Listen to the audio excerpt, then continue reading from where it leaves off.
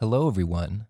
In this session, we will be working with multi-chain streams, which will enable you to look at the blockchain as a key value pair database. Multi-chain stream is simply a time series database because the information is appended into blockchain one by one, with time. This automatically becomes a timestamped database. Multi-chain streams actually enable blockchain to be used as a general-purpose append-only database. The multi-chain website says that blockchain provides only timestamping, notarization, and immutability. But multi-chain offers additional general-purpose append-only database in the form of streams. A multi-chain blockchain can contain any number of streams. You can create streams for every user, for every office, for every branch of the office, or a stream of anything you want and suits your business needs. In this stream, the data is actually published by one node. Therefore, there is someone who is sending the data to the stream, but it can be saved by anyone as long as the node is subscribed to the stream, which is basically like a branch of data. When a particular node is subscribed to a stream, it indexes the stream's data to be retrieved when required. Here, the discretion of subscribing to a stream or not lies with the node, and once the node is subscribed, it can easily fetch data. So each time is nothing but an ordered list of items with a certain characteristic. First is that if there can be one or more publishers, where publishers are the nodes or addresses which are signing data into the streams. Second is the key. A key can be anything between 0 and 256 bytes in length. Third is data. Because of the key value pairs, there has to be some data. The data in a stream can reach many megabytes in size, so you need to be sure of what is the purpose and how frequently you're going to store and retrieve data from it. Next is the information about these item transactions. Whenever you store something at a fundamental level, it is always a transaction. Even publishing data is also a transaction. Whenever you talk about a transaction, there has to be a block associated with it, where this transaction has been confirmed for the first time. In any transaction, you can have access to the transaction ID, block hash, and many other details. Similar to native assets, multi-chain streams can also be referred to in any of three ways. One is the stream name. Next is the create transaction ID, using which the stream is created, and then the stream reference. Similar to native assets, stream reference encodes the stream name, byte offset of the stream creation transaction, along with the first 2 bytes of the transaction ID. Whenever we create a blockchain, there is always a default root system created, as per the root stream name and parameters from params.dat file. It always defines the stream which is created with blockchain and can be written to immediately. As soon as you initialize the blockchain, you can start pushing data into the root stream. The root stream's transaction ID is basically the transaction ID of the Genesis block, which is the first block. You need this to record into the root stream, and its stream reference number will be 000. In this case, you need a more detailed description. Please check the multi-chain website. Streams actually give a very practical option to developers to build anything in a decentralized manner. Imagine having a decentralized database, which is easily accessible to every node on the network.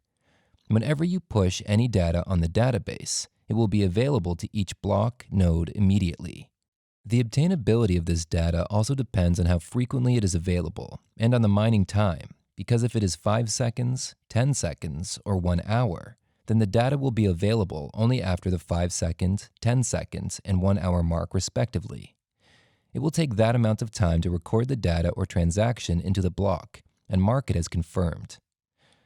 Let us create a stream. For this, make sure that you are in the interactive mode on node 1 as well as node 2. We will create the stream name as stream 1. Here, by using false, we actually specify that you need explicit permission to write data into the stream. Paste this command into node 1. And as you can see, we have created stream 1. To check the permissions of stream 1, we will use the list permissions stream 1 command.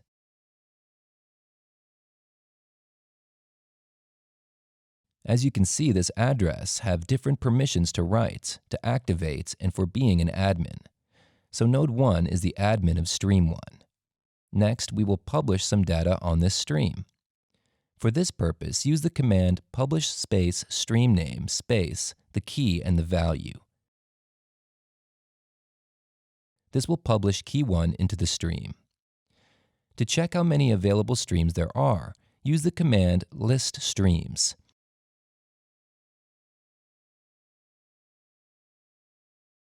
As you can see, we have 2 streams, out of which one is the root stream with reference 000, and the second stream is named as stream 1.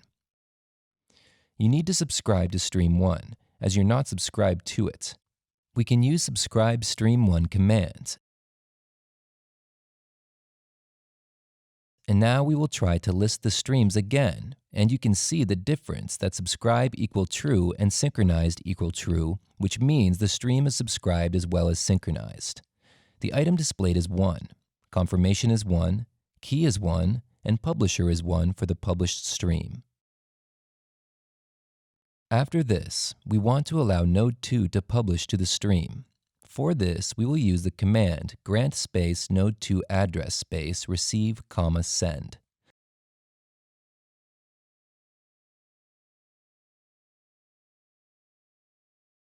Therefore, we have enabled the permission.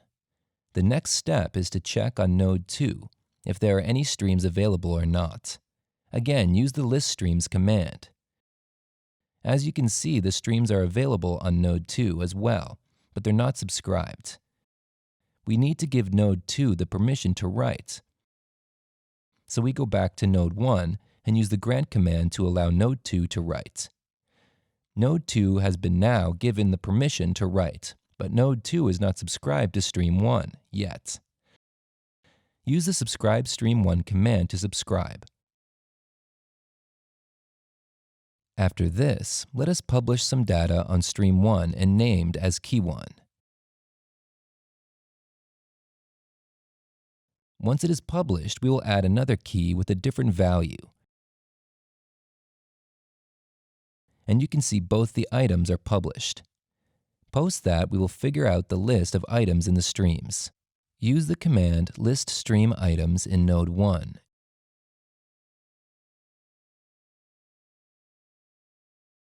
And you can see that there is a publisher, a key, a value, total number of confirmations recorded, block time, and transaction ID.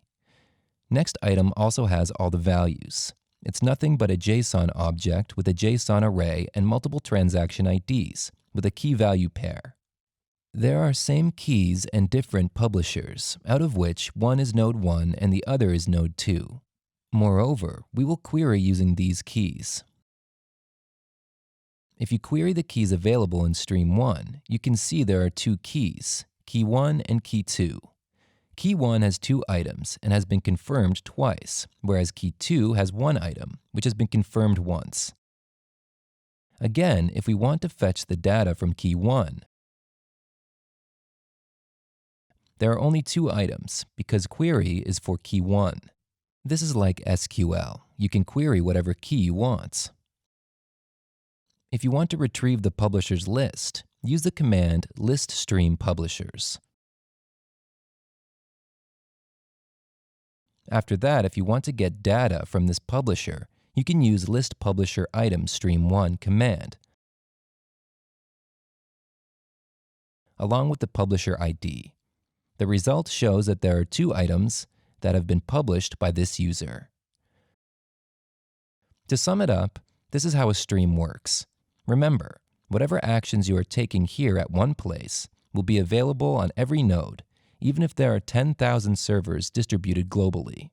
This is how it is, decentralizing the network, where the inefficiency of one server will not affect any other servers or the network itself. I hope this lecture has helped you understand multi-chain streams better.